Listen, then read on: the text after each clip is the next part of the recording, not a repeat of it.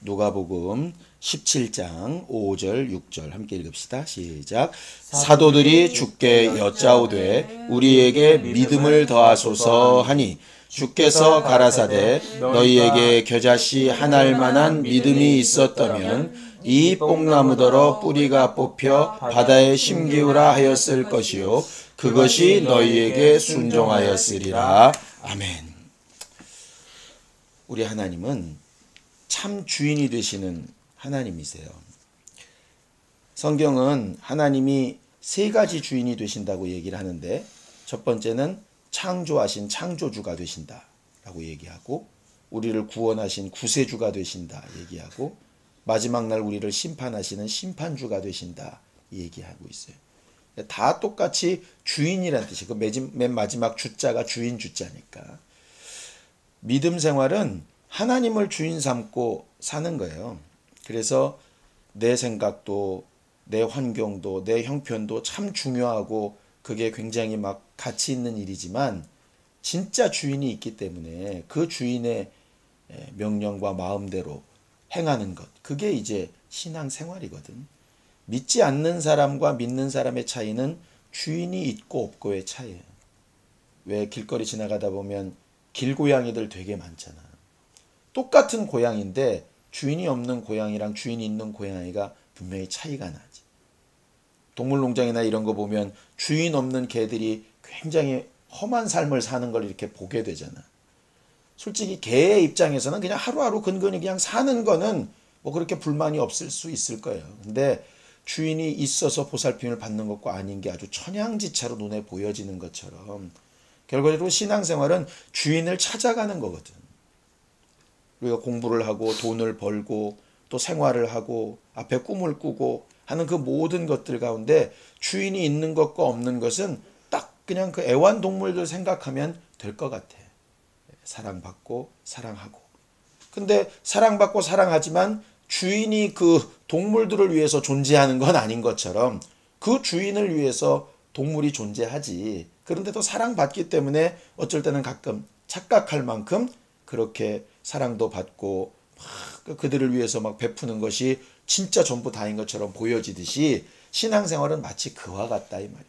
그러니까 우리가 사랑받는 주의 사람 되기 위해서는 그분을 제대로 주인으로 잘 인정하는 것이 필요하고, 주인을 주인으로 인정하는 것을 뭐라고 부르냐면 믿음이라고 부른다 이 말이죠. 오늘 성경에 보면 제자들이 예수께 우리에게 믿음을 더하소서 이렇게 얘기했어요. 믿음을 더하소서.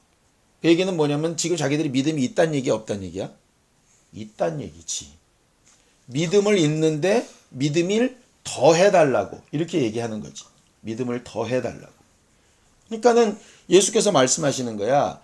야, 믿음이 굉장히 크고 굉장히 많아야 된다고 착각하지 말아라.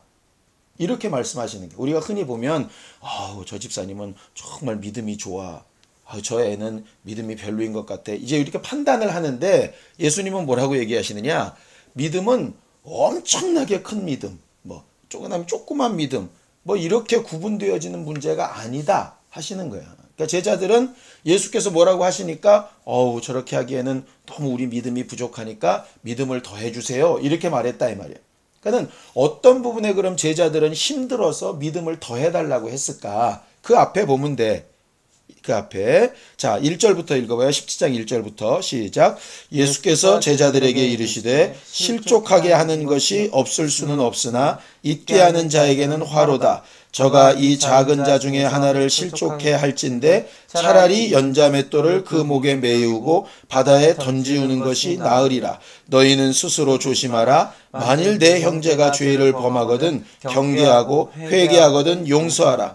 만일 하루 7번이라도 내게 죄를 얻고 7번 내게 돌아와 내게 회개하노라 하거든 너는 용서하라 하시더라 그랬어요.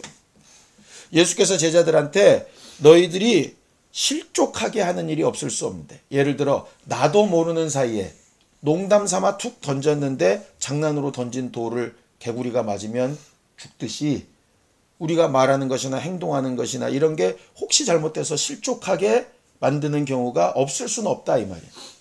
그럴 때 우리는 간혹 그렇게 얘기하거든. 뭐 내가 뭐 나는 그냥 한 건데 지가 시험 든 거지 뭐. 이렇게 할 수 있는데 실상은 그렇지 않다 이 말이지. 예수께서 뭐라고까지 얘기하시냐? 없을 수는 없지만 정말 조심해야 된다. 만약에 실족해가지고, 그 실족이라는 얘기는 그냥 잠깐 무슨 발이 겹질려서 넘어진다 이런 뜻이 아니라 그냥 타락해서 지옥 간다 이런 말이야. 나 때문에. 내가 저것 때문에 예수 안 믿어. 막 이렇게 된다거나 이렇게 되는 경우. 처음에는 작은 일이었는데 그게 시험에 시험을 더 겹쳐서 그렇게 되는 경우. 그렇게 된다면 차라리 연자 맷돌이 뭐냐면 그 소가 끄는 이따만한 쇠 있잖아요. 그 돌멩이 있잖아. 돌멩이 이렇게 돌면서 하는 거. 그 연자 맷돌을 그 목에 메이우고 그 사람 목에 메어서 바닷물에 던지는 게 훨씬 낫다 이 말이야. 이걸 자꾸 다른 사람 또 오해해가지고 야 네가 남을 실족할 것 같으면 네 목에다가 밧줄 메고 죽어버려라 이렇게 착각하는데 그게 아니라 만약 그 사람을 실족하게 하면 마음이든 영혼이든 실족하게 만들면 차라리 육체를 죽이는 죄가 낫지 마음이나 영혼을 죽이는 죄는 그보다 더 크다 이렇다. 그러니까는 이 세상에서 제일 큰 죄가 살인죄잖아. 그런데 그 죄보다 더 큰 죄가 뭐냐? 마음이나 영혼을 상하게 하는 죄다 이 말이야. 그러면서 그렇기 때문에 만약에 네 형제가 너한테 하루에 7번 죄 짓고 와서 야 미안해 그래놓고 또 죄 짓고 또 미안해 이걸 7번 하더라도 용서해 줘라. 왜? 그 마음이 상하지 않고 실족하지 않기 위해서 네 의를 드러내기 위해서가 아니고 이렇게 했더니 제자들이 예수님 그렇게까지 하기에는 믿음이 너무 부족한데요. 그럼 그런 믿음을 좀 우리에게 주세요. 이렇게 말한 것이라 이거지. 근데 예수께서 뭐라 그러시냐? 야 겨자씨 하나일 만한 믿음이 있어도 이 뽕나무더러 들리어 바다에 빠뜨려도 될 거다. 거기 이제 겨자씨라는 얘기는 뭐냐면 겨자씨가 1mm에서 1.5mm래. 1cm가 아니라 1mm에서 1.5mm. 그래서 이 겨자씨라는 말은 제일 작은 씨라 뭐 이런 뜻이야. 그래서 사람들은 또 비유기 때문에 이 뽕나무가 뭐냐 뭐 이런 얘기 하는데 마가복음에 보면 똑같은 얘기를 너희가 만약에 겨자씨 하나만 있어도 이 산더러 들려 바다에 빠치우려 이랬거든. 그러니까는 산, 뽕나무 이거 뭐 자체의 의미가 있는 게 아니라 도무지 있을 수 없는 일도 일어날 수 있다. 도무지 불가능한 일도 일어날 수 있다. 이 얘기야. 거기에 또 한 가지 덧붙이면 뽕나무가 바다에 산이 바다에 왜 빠져야 되겠어? 그래서 그걸 사람들이 막 의미를 가지는 거야. 믿음은 뭔가 의미 있고 뭔가 대단하고 하나님의 뜻에 확실하게 맞고 자꾸 이렇게 이제 얘기하는데 진짜 믿음은 아니 뽕나무가 바다에 빠지고 산이 바다로 옮기는 게 무슨 큰 의미가 있겠냐고. 그냥 불가능하고 어렵고 힘든 일. 어찌 보면 남들이 볼 때는 가치 없는 일. 예를 들어 어떤 사람이 나한테 7번 죄 졌는데 7번 용서하는 거 세상 사람들이 보면 참 미련하고 세상을 저렇게 살면 안 된다고. 그렇게 할 만한 일. 예를 들어 어떤 사람이 산아 들려 바다에 가라 그러면 세상 사람들이 볼 때 저거 미쳤다. 저게 뭐가 중요해 저게. 이렇게 할 만큼 그런 일들이라 할지라도 당연히 일어날 수 있다. 이렇게 얘기하신 거라고. 그럼 예수께서 말씀하신 그 겨자씨만한 믿음이 뭐냐? 그게 바로 순종이란 말이에요. 그러니까 제자들이 네 친구가 7번 죄 짓고 7번 돌아와서 막 회개하거든 용서해 주라 그러니까 와 7번 그걸 어떻게 하지? 제자들이 그 7번이라고 하는 거에 이렇게 딱 맛이 갔다고. 그러니까 예수는 뭐라는 얘기냐? 7번 생각하지 말고 뭐 한 번 순종하라는 얘기. 지금 한 번 순종하면 된다고. 지금 한 번. 겨자씨만한 믿음 하나. 그러니까는 순종 한 번 하면 시작한다고. 예를 들어 내가 올해는 성경 읽어야 되겠다. 결심했어. 그런데 읽다 보니까 어렵잖아. 매일 지키기가 어렵잖아. 그걸 매일 계속해서 지키려고 그러니까 어렵지. 지금 당장 하는 건 안 어렵다니까. 지금 당장 성경을 편다. 이건 안 어렵다고. 근데 사람들이 그걸 안 하고 뭐 하느냐? 야, 성경을 매일 읽어. 일독하려면 하루에 몇 장씩 읽어야 되는데 몇 장씩 읽으면 몇 시간이 이거 계산하고 있다 이 말이에요. 예수는 지금 무슨 얘기냐면 제자들이 그 일을 하려니까 너무 힘든데요. 그러니까 그걸 할 수 있는 힘을 주세요. 예수는 뭐라고 얘기냐? 일단 하나부터 해. 일단 시작해. 그러면 힘을 줄 테니까. 겨자씨만한 믿음 하나. 그 순종 한 번 있으면 그 다음엔 산이 옮기고 뽕나무가 뽑히는 일까지도 내가 도울 수 있으니까. 근데 사람들이 그걸 안 한다 이 말이지. 예를 들어 누구를 전도해야 돼. 저 사람 전도해야 되는데 괴로워해. 힘들어하고 또 교회 가서 막 광고를 들으면 힘들어. 마음이 무거워. 그런데 예수가 말씀하신 겨자씨만한 하나라니까 전도해야 되는데 그럼 하나만 하면 돼. 그냥 전화를 돌린다 하든지, 예? 아니면 문자를 보낸다 하든지, 아니면 그 생각이 났을 때 바로 그냥 탁 그 자리에서 기도를 하든지, 예? 아니면 그냥 그 자리에서 버스를 집어타고 찾아가든지, 그게 겨자씨만한 믿음이라 이 말이에요. 근데 사람들은 그 다음을 생각해 보니까 어렵다고. 예를 들어 이번 주 시험이다. 간단해. 시험 범위가 좀 필요 없어. 그냥 한 장 피는 것부터 시작한다니까. 그게 겨자씨만한 믿음, 순종이란 얘기라고. 왜? 구약의 순종이라고 쓰였던 것을 신약은 믿음이라고 표현하고 있거든. 그러니까 겨자씨만한 순종 하나만 있으면 이 말이야.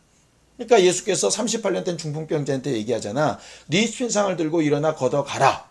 할 때 어렵지. 뽕나무가 바다에 빠지는 것처럼 어렵다니까. 38년 동안이나 중풍병 걸려서 손발을 못 쓰던 사람이야. 근데 그 사람한테 심상 들고 걸어가라 그러면 어렵지. 그런데 이 사람이 일어나려고 시작한다 말이야. 손가락 하나부터 움직이려고 시작하는 순간부터 응답은 나타나기 시작한다고. 기도하라는 말씀을 들으면 하나님 하는 것부터 시작을 하는 것이라 말이에요. 그런데 사람들이 그렇게 하지 않고 자꾸 뭘 보냐 하면 결과만 보고 가만히 앉아 있어서 믿음이 적네 많네 이렇게 하고 있다.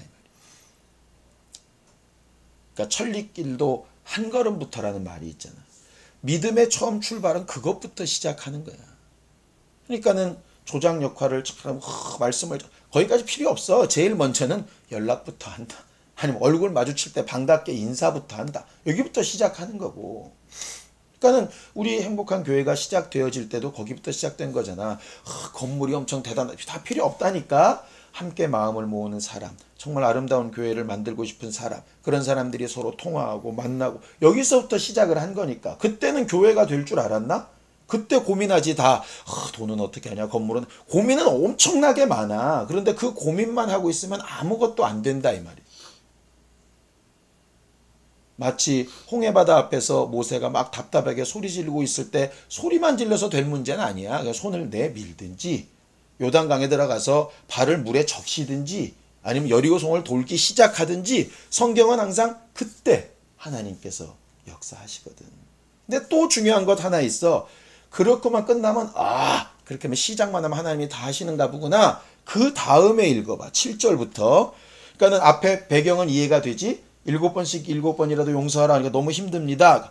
힘든 거 맞다. 안 힘들다는 거 아니야. 뽕나무가 바다에 빠지는 것처럼 힘든데 겨자씨 한 알처럼 시작하면 된다. 용서도 시작하면 되고 전도도 시작하면 된다. 그런데 또 주의할 게 뭐냐? 7절부터 시작. 너희 중에 뉘게 밭을 갈거나 양을 치거나 하는 종이 있어 밭에서 돌아오면 저더러 곧 와 앉아서 먹으라 할 자가 있느냐? 도리어 저더러 내 먹을 것을 예비하고 띠를 띠고 나의 먹고 마시는 동안에 수종 들고 너는 그 후에 먹고 마시라 하지 않겠느냐? 명한 대로 하였다고 종에게 살해하겠느냐? 이와 같이 너희도 명령받은 것을 다 행한 후에 이르기를 우리는 무익한 종이라 우리의 하여야 할 일을 한 것뿐이라 할지니라. 이렇게 돼 있다.